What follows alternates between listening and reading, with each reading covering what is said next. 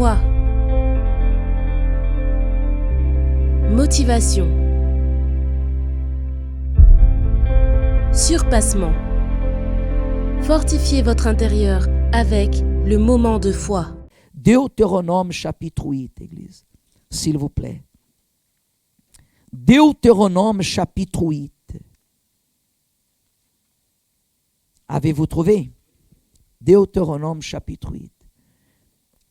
Qu'est-ce qu'il est écrit au verset 1? Regardez, il y a un titre dans ce passage dans votre Bible. Si elle est réduite, on enlève les titres pour ne pas occuper la place. Il y a un titre. Quel titre? La terre promise et la reconnaissance envers Dieu. Dans les tablettes ou dans les Bibles les plus réduites, ils enlèvent. Mais sinon, il a un titre. La terre promise et la reconnaissance envers qui? Très bien. Verset 1. Vous observerez et vous mettrez en pratique tous les commandements que je vous ai prescrits aujourd'hui, afin que vous viviez, que vous multipliez et que vous entriez en possession du pays que l'Éternel a juré de donner à qui? À vos pères.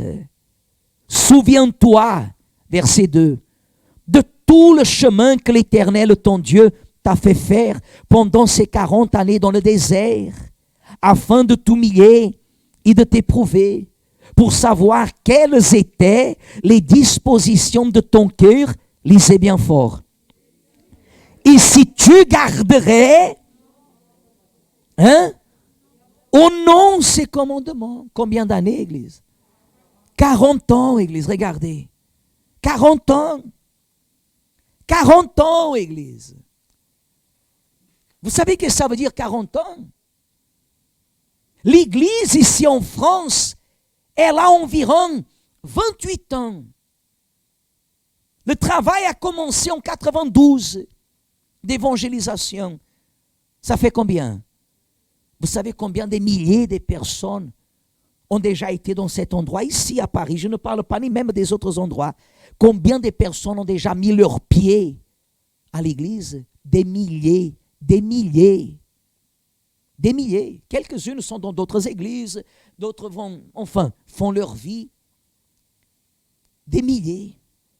28 ans et des milliers de personnes ont déjà été au centre d'accueil. Ils ont abandonné la foi.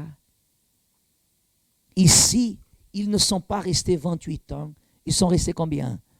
40 ans. La différence, c'est qu'ils étaient en plein désert. Dans le désert pendant 40 ans. 40 ans. Et aujourd'hui, la personne, elle est dans l'église. Au bout de 3 mois, elle se fait baptiser d'eau. Elle reste dans l'église. Et au bout d'un moment, elle dit non à l'église, au centre d'accueil. Je ne reçois plus la nourriture que j'ai besoin parce qu'elle pense qu'elle est quelque chose. Vous savez, quand la personne pense qu'elle est quelque chose, vous savez qu'est-ce que cela veut dire? Qu'elle est loin de Dieu. Elle est très, très, très loin de la parole de Dieu. Elle est loin de la parole de Dieu. Et pour finaliser, le verset 3, s'il vous plaît, qu'est-ce qu'il est écrit? Il t'a humilié. Quoi d'autre? Il t'a fait souffrir de la faim, que sont les luttes, les combats. Il t'a nourri de quoi? De la manne que tu ne connaissais pas et que tu n'avais pas, et que n'avaient pas connu tes pères, afin de quoi faire? Lisez, Église. Afin de quoi faire? De t'apprendre que quoi? Que l'homme quoi? Ne vit pas de pain seulement, mais que l'homme vit de tout ce qui sort de la bouche. Et qu'est-ce qui sort de la bouche de l'Éternel? La parole. La parole, Église. Le diable est venu tenter Jésus avec la parole et après avec le mensonge. C'est ça le problème qui arrive dans les églises.